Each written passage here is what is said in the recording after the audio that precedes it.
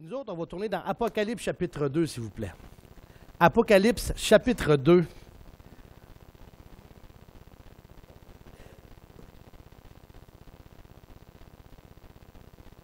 Apocalypse chapitre 2, les versets 18 à 29. On avance parce que là, ça va bien, on est en train de passer à travers les églises de l'Apocalypse.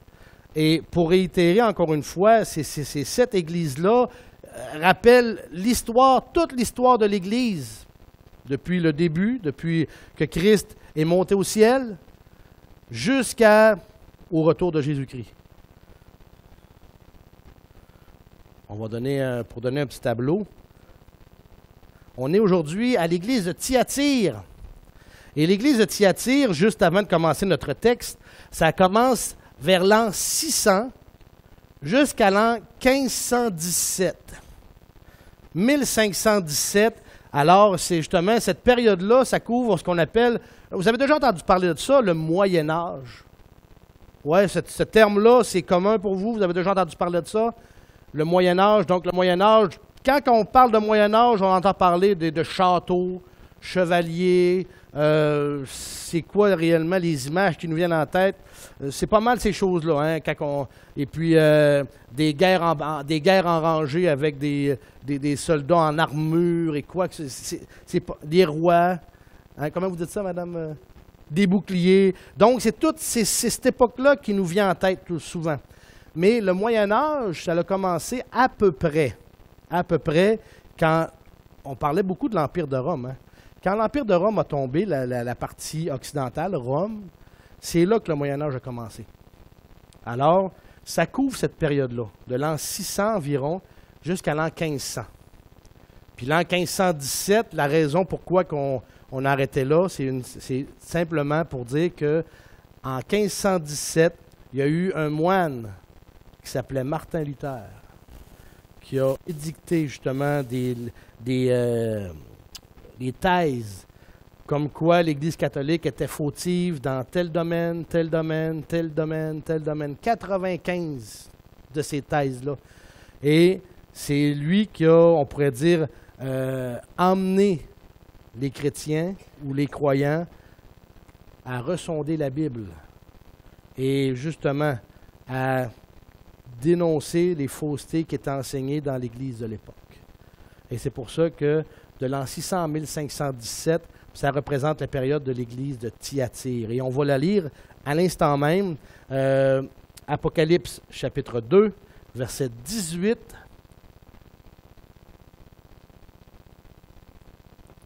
Lisons. Verset 18. Ça dit, « Écris aussi à l'ange de l'église de Thyatire. Voici ce que dit le Fils de Dieu, qui a les yeux comme une flamme de feu et les pieds semblables à un cuivre très fin. Je connais tes œuvres, ta charité, ton ministère, ta foi et ta patience, et je sais que tes dernières œuvres surpassent les premières. Mais j'ai quelque peu de choses contre toi. C'est que tu souffres que la femme Jézabel, qui se dit prophétesse, enseigne et séduise mes serviteurs pour les engager dans la fornication et leur faire manger des choses sacrifiées aux idoles.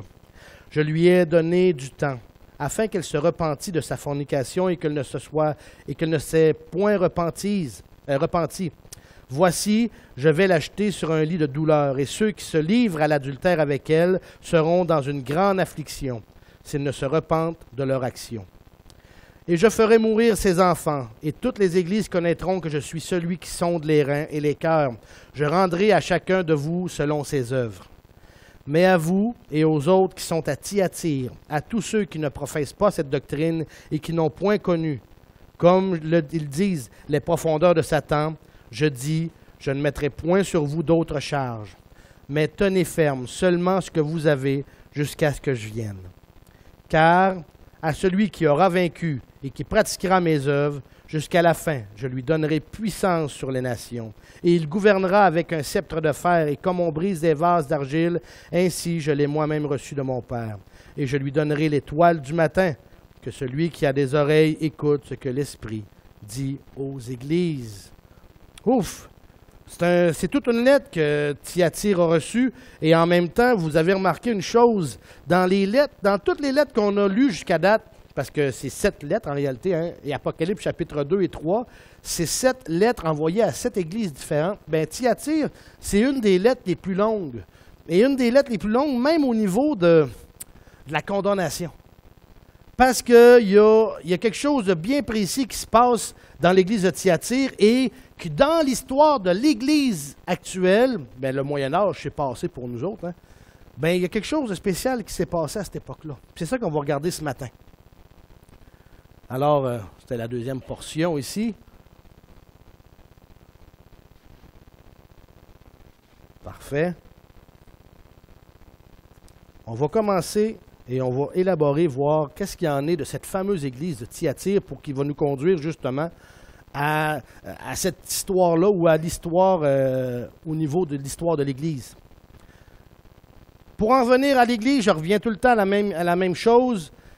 Les 7 églises, ce sont 7 types d'églises qui sont présentes dans toute l'histoire de l'Église.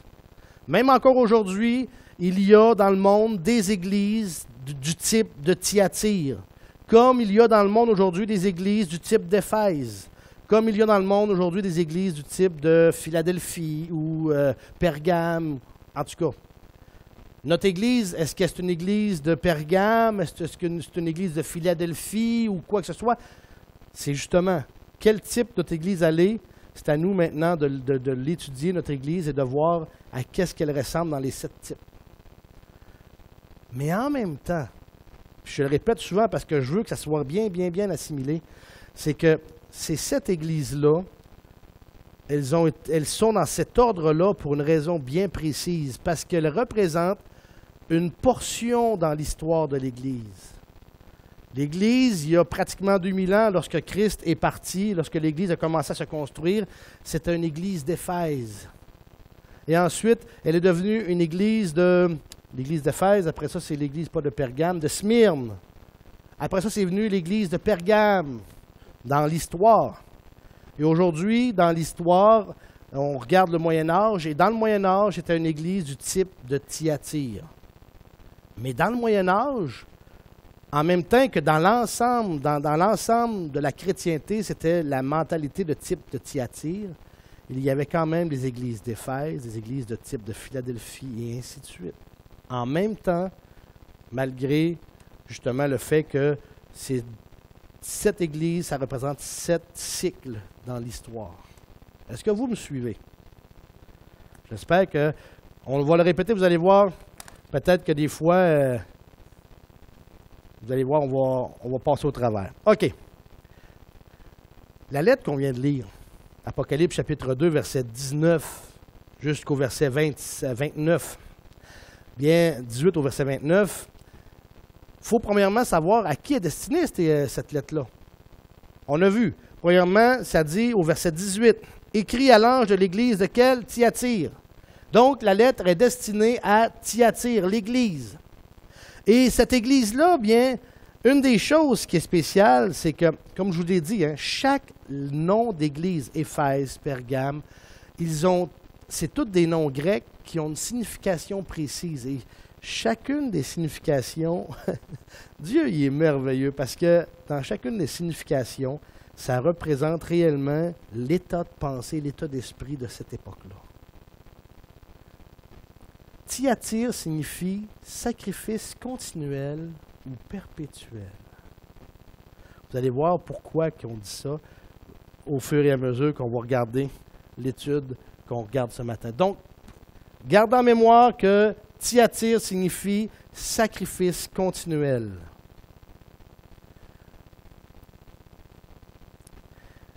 qu'est-ce qui arrive? Pourquoi qu'on dit ça, que c'est justement ce nom-là, ça signifie sacrifice continuel? On a dit que justement, l'Église de Thyatire représente le Moyen Âge. Le Moyen Âge, ça convient parfaitement à l'Église dominante de l'époque, qui était plongée dans une doctrine catholique. Catholique. Du sacrifice continuel qu'on retrouve où? Dans la messe. Dans la messe.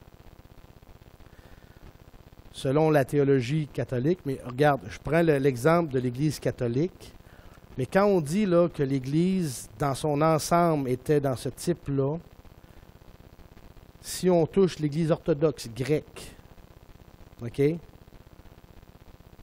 C'est pratiquement du copier-coller avec l'Église catholique. Parce que jusqu'en l'an 1054, ils ont été comme ça ensemble, c'était la même assemblée. La seule chose, ils se sont séparés en 1054, l'Église orthodoxe et l'Église catholique, parce qu'ils n'étaient pas d'accord avec le chef de l'Église. Un voulait que ce soit le pape, et l'autre voulait que ce soit des patriarches. Mais le restant, là, c'est copier-coller. Comme l'Église d'Arménie, l'Église arménienne. On célèbre les 100 ans du massacre du peuple des Arméniens, là, aux nouvelles, on entend ça. Ben, l'Église d'Arménie, c'était la même mentalité que l'Église catholique ou orthodoxe. C'était la même chose. L'Église d'Irak, qu'on entend parler à cause du djihad qui massacre des chrétiens en Irak, qui disait que l'Église d'Irak, c'est une des derniers groupes qui parlaient encore la langue du Seigneur, l'arménien. Pas l'arménien, mais l'araméen. Mais c'est encore la même chose, les mêmes doctrines que l'Église catholique. L'Église copte, comme j'ai dit, c'est encore la même chose. Alors, ce groupe d'églises-là qui se sont séparés au fil des siècles, en réalité, c'était le même type d'église. OK? Donc, je vais prendre le terme catholique, mais chez les orthodoxes, c'est le même procédé qu'ils font pour le culte. L'Église arménienne, c'est la même procédure qu'ils font pour le culte. L'Église copte, et ainsi de suite. OK? Donc, c'est tout un ensemble. Alors, comme je dis, le fait que l'Église du Moyen Âge, l'Église dominante, ou la mentalité dominante au Moyen Âge, justement, la doctrine catholique du sacrifice continuel qu'on retrouve dans la messe, et comme on dit, selon justement la théologie de cette époque-là, catholique, quand le prêtre consacre l'hostie et la coupe de vin, il est dit que ces deux derniers éléments deviennent véritablement le corps et le sang de Christ. Cette doctrine-là, qui est enseignée, on appelle ça la transsubstantiation. OK? C'est un beau nom de Scrabble qui serait très payant, mais peu importe, c'est une fausse doctrine. Dans l'idée, la théologie de cet enseignement-là, la transsubstantiation, c'est plaisant de pouvoir le dire comme il faut, c'est que ça dit que Jésus, à toutes les fois que le prêtre lève l'hostie et consacre l'hostie et le vin, OK, Jésus est resacrifié physiquement à tous les fois. À toutes les fois. C'est ça le blasphème à travers ça. C'est à cause qu'ils disent que le pain devient vraiment la chair de Christ et que le vin devient vraiment le sang de Christ, alors ils viennent de tuer Jésus à toutes les fois qu'il y a une messe. C'est pour ça que le nom de Thyatire signifie sacrifice continuel. Est-ce que Christ est mort plusieurs fois pour nous? C'est marqué qu'il est mort une seule fois. Après quoi vient le jugement. Alors, c'est important justement à réaliser cette information-là. Alors, avec ça, avec cette doctrine-là qui a été instaurée dans les églises à travers les siècles, malheureusement, OK, ben, ça venait de créer encore une plus grande distinction entre le clergé et la population. Parce qu'il y avait juste le clergé qui avait le droit de faire ça, puis la population, ben, non, tu n'as pas le droit de toucher à ça.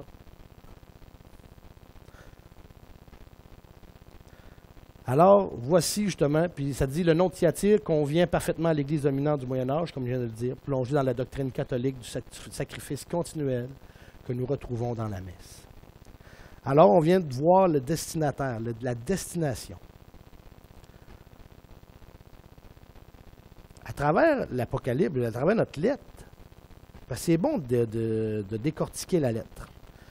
Encore une fois, au verset 18, regardez ce qui est dit. Donc, écrit à l'ange de l'église de Thyatire. Puis après ça, regardez ce qui est dit. Voici ce que dit le Fils de Dieu, qui a les yeux comme une flamme de feu et les pieds semblables à un cuivre très fin. Oh!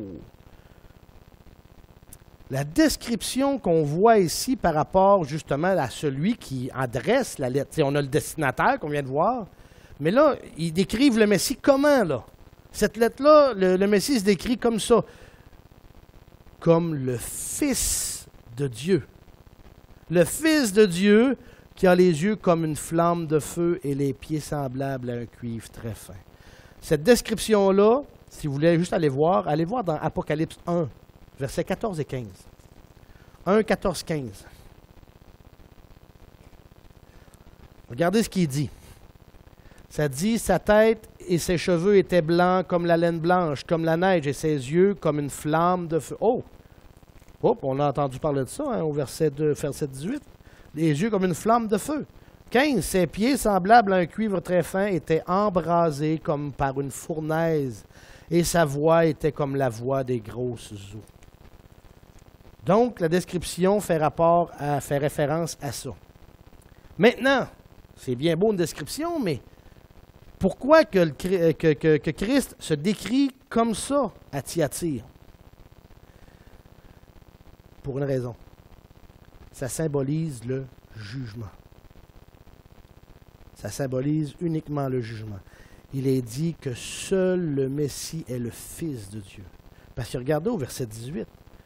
Voici ce que dit le Fils de Dieu. C'est pas rien, là. C'est pas rien parce que justement, c'est Christ qui donne ça comme information, écrit à l'église, à l'ange de l'église de Thyatire.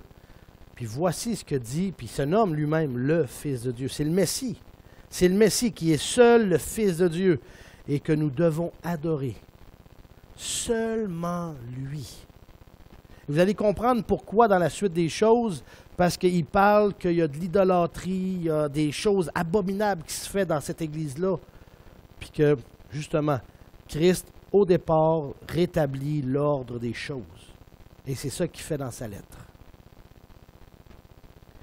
Il n'y a personne d'autre à adorer que Christ seul. Donc, ça porte sur le jugement. Le Messie est le Fils de Dieu et que nous devons adorer seulement lui. Alors, c'est important à savoir. L'éloge, parce que dans chaque lettre, il y a une structure dans la lettre. Destinataire, la description du Messie. Mais là, ce qui est plaisant, Christ, il envoie toujours il envoie toujours des fleurs avant d'envoyer le pot. Il envoie des éloges. Les éloges maintenant. Verset 19, ça dit ceci, « Je connais tes œuvres, ta charité, ton ministère, ta foi et ta patience. Et je sais que tes dernières œuvres surpassent les premières. » Oh! Oh! L'éloge de l'Église de Thyatire qui est félicité pour ses œuvres d'amour, de foi, de service. Également pour sa patience, ses œuvres qui ne cessaient de croître. N'oubliez pas une chose. Nous autres, on voit une partie, tu sais, quand on regarde l'histoire au niveau de l'Église, on regarde tout le temps la dernière partie de l'histoire qui a marqué les esprits pour des siècles. Et cette dernière partie de l'histoire-là, on l'appelle l'Inquisition. OK? Parce que l'Inquisition, c'était lorsqu'il y avait des hérésies, l'Église catholique faisait en sorte de châtier l'hérésie. Malheureusement, l'hérésie, c'était parce que ça comment je pourrais dire ça, donc ça venait compromettre leur autorité, donc ils faisaient de l'Inquisition comme eux autres voulaient, pas selon la parole de Dieu, selon ce qu'eux autres décidaient. Point. Mais il y a une chose qu'il faut reconnaître et il faut réaliser. L'Église de Thyatire du Moyen Âge a été une Église évangélisatrice. Énormément. Vous savez que c'est à cette époque-là que l'Église s'est étendue en Angleterre, s'est étendue en Scandinavie, la Suède, la Finlande, et ainsi de suite. C'est à cette époque-là que l'Église a fait ses premiers pas et est entrée en Russie. C'est à cette époque-là que l'Église est allée jusqu'en Chine. Il y a des missionnaires du 19e siècle, quand ils sont arrivés en Chine, ils ont trouvé des cérémonies, justement, chrétiennes, faites par des Chinois. Ils enseignaient Christ crucifié. Et quand on regarde l'histoire de l'Église, c'est à cette époque-là que l'Église, quand même, s'est étendue. C'est pour ça que le Seigneur, justement, il dit « Je connais tes œuvres, ta charité, ton ministère, ta foi. » Parce que dans la première portion de cette Église-là, malgré le fait que la corruption commençait à prendre de la place de plus en plus, le travail se faisait quand même. Le travail se faisait quand même. Je vais vous donner une chose qui est très à considérer. Saviez-vous que Mahomet, vous connaissez Mahomet avec l'islam, les musulmans? Savez-vous qui était la première influence religieuse de Mahomet? Les chrétiens. Son cousin était chrétien et lui a enseigné Christ. Mahomet a refusé, a décidé de s'éloigner de ça. Mais la première influence que Mahomet a reçue, c'était le christianisme. Alors, juste pour vous dire que, imaginez une chose, si Mahomet aurait reçu Jésus-Christ comme Seigneur et Sauveur, plutôt que de créer sa religion. Combien de guerres inutiles auraient pu être évitées? Combien de massacres inutiles auraient pu être évités? Combien aurait pu avoir un changement dramatique de toute l'histoire du monde? Alors, c'était l'éloge que le Seigneur faisait à cette église-là, de Thyatire. Parce que l'église de Thyatire était quand même travaillante dans le ministère du Seigneur, dans la foi, et ainsi de suite. Malgré qu'à travers les années, comme je vous dis, la corruption s'est accumulée, et l'église s'est détériorée au plus haut point. Au plus haut point. Nous allons féliciter pour ses œuvres. La condamnation maintenant. Verset 20. Verset 20 jusqu'au verset 23. Ça dit, « Mais j'ai quelque peu de choses contre toi, c'est que tu souffres que la femme Jézabel, qui se dit prophétesse, enseigne et séduise mes serviteurs pour les engager dans la fornication et leur faire manger des choses sacrifiées aux idoles. Et je lui ai donné du temps afin qu'elle se repentît de sa fornication, et elle ne s'est point repentie. Voici, je vais l'acheter sur un lit de douleur, et ceux qui se livrent à l'adultère avec elle seront dans une grande affliction, s'ils ne se repentent de leurs actions.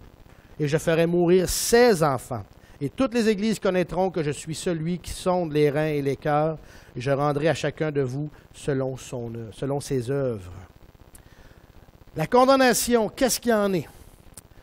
Jézabel, il compare une problématique qu'il y a dans l'église de Thyatire au fait d'avoir une prophétesse Jézabel. Bien entendu, il faut comprendre ceci, c'est un symbole, et non pas une femme qui s'appelait Jézabel physiquement puis qui a été dans l'église, mais c'est un symbole.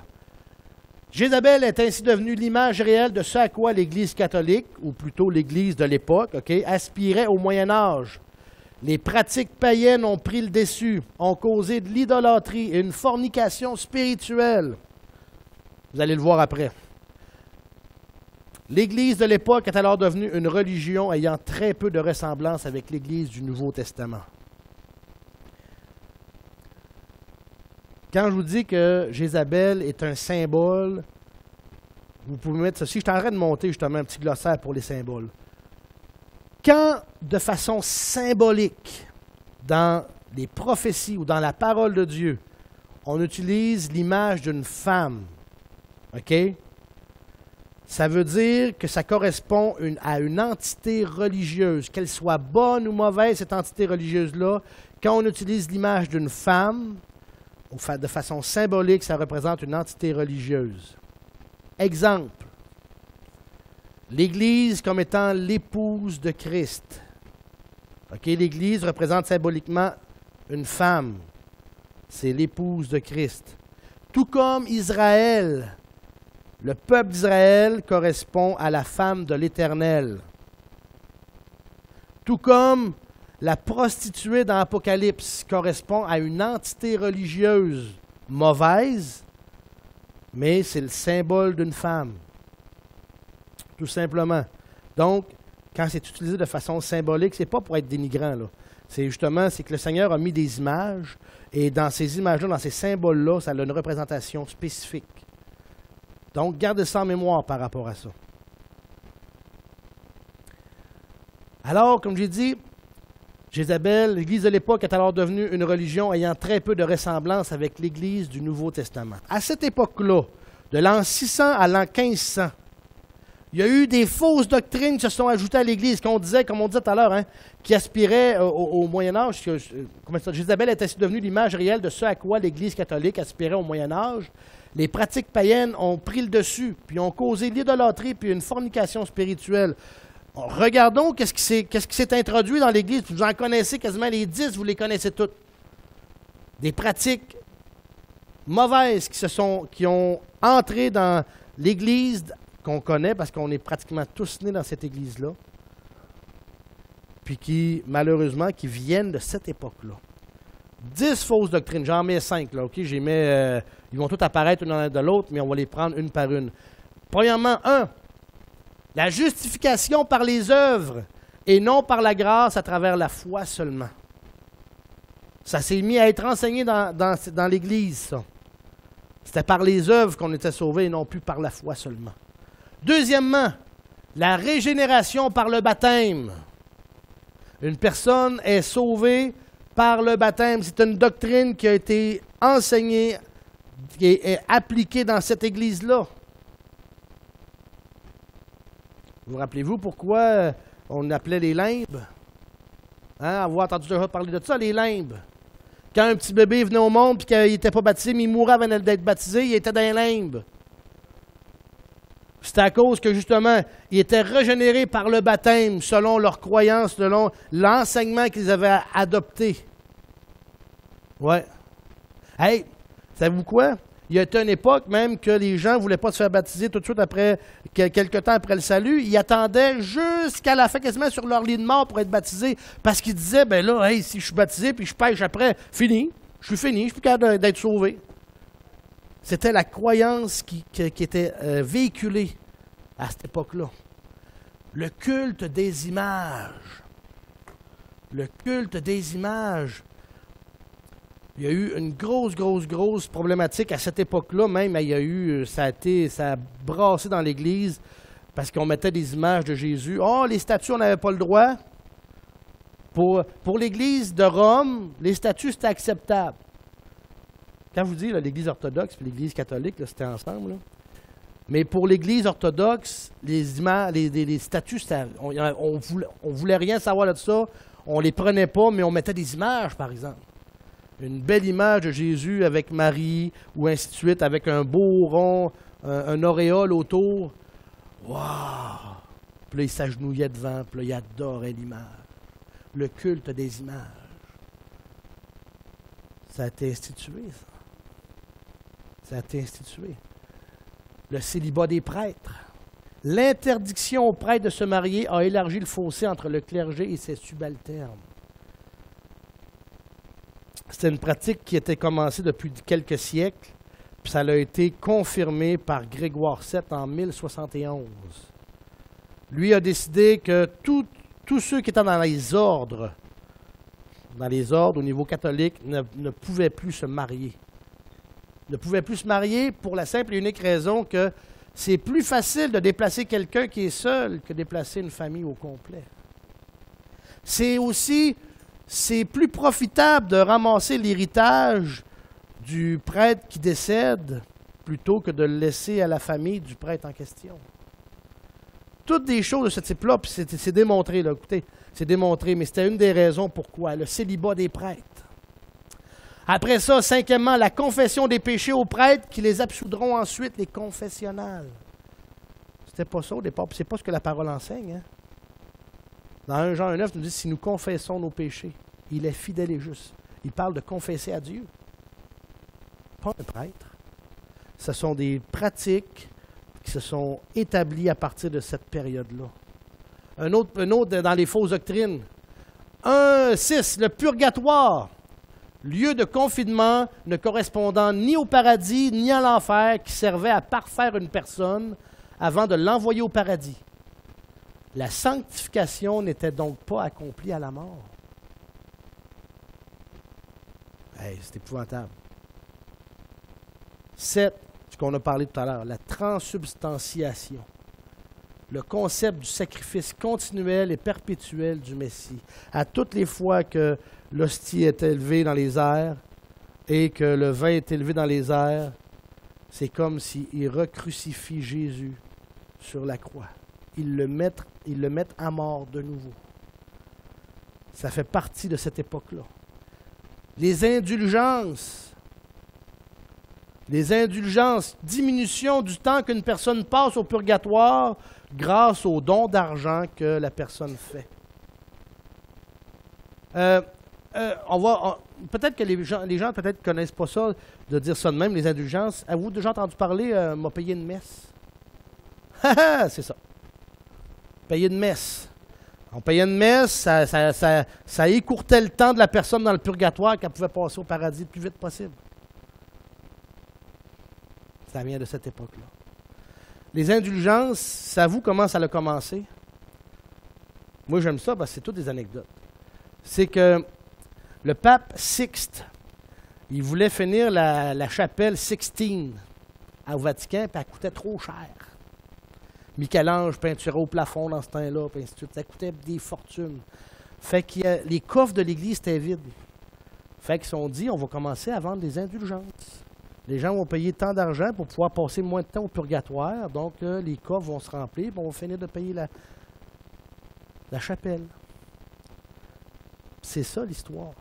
Puis c'est la raison pourquoi, tout à l'heure, je vous ai parlé d'un certain Martin Luther. Hein? Quand que lui, il était moine catholique, il est allé à Rome, puis qu'il a vu ça, les bras lui sont tombés. Ben, voyons donc. Et c'est comme ça que ça a commencé. Avec la fameuse histoire des indulgences pour la fameuse chapelle au Vatican, qui devait être payée et qui n'arrivait pas à payer seulement qu'en vendant des indulgences. 9. Une autre fausse doctrine qui s'est infiltrée, la pénitence. Infliger des souffrances au corps afin de réduire le temps passé au purgatoire. Avez-vous déjà vu des films où il y a des moines qui se fouettent, ou ainsi de suite, où il y en a même qui portaient, comment ils appelaient ça donc? En tout cas, il y avait un lacet au bord de la cuisse avec une petite pointe de couteau, puis qui rentrait dans la chair à toutes les fois qu'ils forçaient. Puis les autres considéraient ça, ils voulaient impressionner Dieu. Alors, en faisant ça, ben les autres disaient, hey, je fais pénitence, je souffre, Seigneur, pour toi, regarde. Hein? Ils vont impressionner Dieu puis dire, Seigneur, regarde, hein, ça me donne beaucoup plus de chance que lui qui ne fait rien à côté. Hein? C'était ça, la pénitence. Et 10e, la mariolâtrie. C'est un nom compliqué qui veut dire le fait de vénérer la Vierge Marie. La mariolâtrie, ça a été quelque chose qui a été épouvantable dans l'histoire. Parce que Marie s'est mise à être considérée comme étant la mère de Dieu. Elle a été déclarée divine. Et dans l'histoire récente du Québec, tellement de gens ont été dirigés à adorer la Vierge plutôt que de se tourner vers Christ. Je suis en train de lire un passage justement sur l'histoire, justement quand l'enseignement sur l'Église, pas l'Église, mais la Sainte Vierge a été institué là. Puis il y a tellement des aberrations qui se sont dites sur Marie. Tous les titres que Christ avait, l'Église l'a tout mis sur Marie. Marie, la médiatrice. Marie, justement, la mère de Dieu. On passe par Marie parce que Jésus est encore trop loin. On va passer par Marie. Elle va faire le bout de chemin. elle va passer par Marie parce que son fils ne peut pas lui refuser rien. Toutes ces doctrines-là se sont instituées à cette époque-là. C'est triste. C'est extrêmement triste parce que c'était des fausses doctrines qui éloignaient les gens du salut en Jésus-Christ. Puis c'est ça la gravité de la chose. C'est ça. Puis savez-vous quoi? On peut tous ce matin être déçus si des fois on découvre ces choses-là, si on les apprend, parce que nos grands-parents, nos parents, et ainsi de suite, nos familles ont été enseignées de cette façon-là. Puis on a connu des gens d'une piété extrême. Tu sais, on dit une petite madame qui est pieuse, mais qui mettait tellement sa confiance dans Marie. Puis c'était une bonne petite madame. Là. C'était quelqu'un là, qui a le cœur sur la main, mais elle mettait malheureusement sa confiance dans Marie. Et non pas en Christ. Et non pas dans le salut par la grâce seule. Puis vous en avez connu, comme j'en ai connu, des gens comme ça. Malheureusement enseignés tout de travers. Alors, c'est des fausses doctrines qui se sont instituées à cette époque-là. Bon, le Seigneur arrive. Retournons dans notre lettre maintenant. Pour terminer, il nous reste 2-3 petites choses. Il nous reste 2 choses. L'exhortation qu'on voit ici. Les versets 24 dans Apocalypse 2. Ça dit, « Mais à vous et aux autres qui sont à Thyatire, à tous ceux qui ne professent pas cette doctrine et qui n'ont point connu, comme ils disent, les profondeurs de Satan, je dis, je ne mettrai point sur vous d'autres charges, mais tenez ferme seulement ce que vous avez, jusqu'à ce que je vienne. » Alors, Jésus exhorte les chrétiens, parce que, n'oubliez pas une chose, OK? Une chose qui est extrêmement importante, ce n'est pas les baptistes qui sauvent. OK? Ce n'est pas l'Assemblée chrétienne qui sauve, ce n'est pas les pentecôtistes qui sauvent, ce n'est pas les catholiques, ce n'est pas les dénominations qui sauvent. OK? Il est très, très, très, très important de savoir ça puis de réaliser ça. Jésus-Christ seul. OK? Quand notre foi est en Jésus, qui nous a sauvés par la grâce, pas parce qu'on a fait mieux qu'un autre, parce qu'il nous a sauvés par la grâce, par le moyen de la foi. C'est ça qui sauve. Et dans cette église-là, il y avait aussi des gens qui avaient compris ce message-là, puis qui le tenaient, puis tenaient ferme dans leur foi dans Jésus-Christ, qui était mort et ressuscité pour leurs péchés, qui était sauvé par grâce. Alors, ça concerne ceux qui ne font pas partie du système de Jézabel et qui ne prennent pas part aux profondeurs de Satan. Toute l'idolâtrie, toute la fornication qu'on a vue tout à l'heure, là, c'est ceux qui se retiraient de ça. Dieu demande une chose. Il demande de suivre ce qui est pur, la vérité du Nouveau Testament et non le système mis en place par l'Église dominante. Ouais. C'était l'exhortation qui était demandée, que le Seigneur donnait. Et on va terminer parce que le temps avance sur les promesses. Dieu donne une promesse à cette Église-là, puis c'est en 2 volets.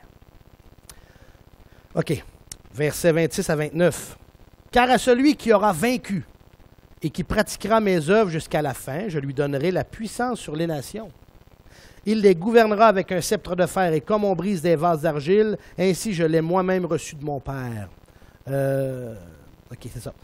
Que celui qui a des oreilles... verset 28. « Je lui donnerai l'étoile du matin.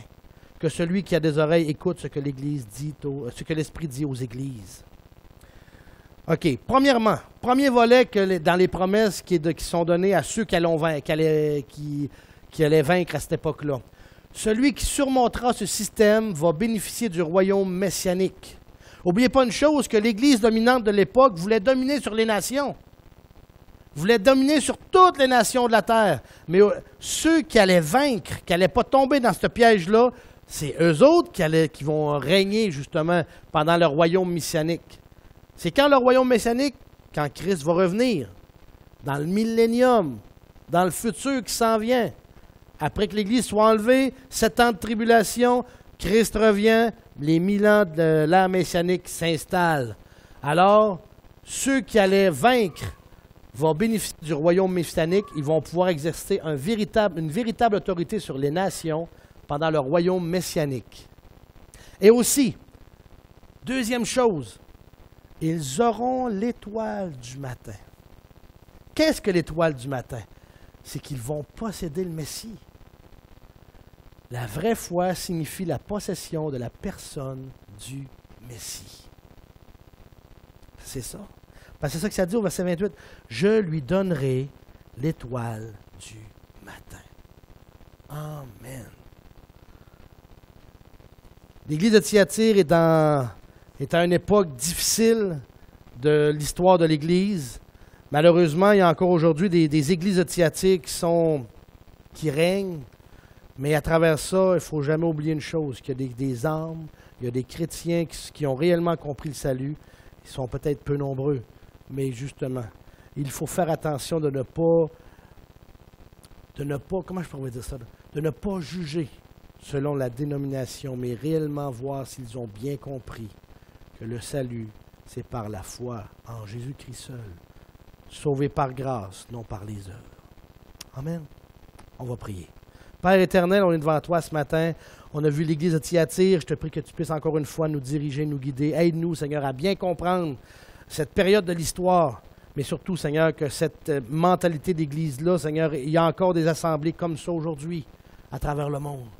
Alors aide-nous à être des frères et des sœurs, à pouvoir justement être là, des témoins vivants. Et ces gens-là ont besoin d'entendre parler de toi, de Jésus-Christ. On t'aime, Seigneur. Au nom de ton Fils Jésus, qu'on te le demande. Amen.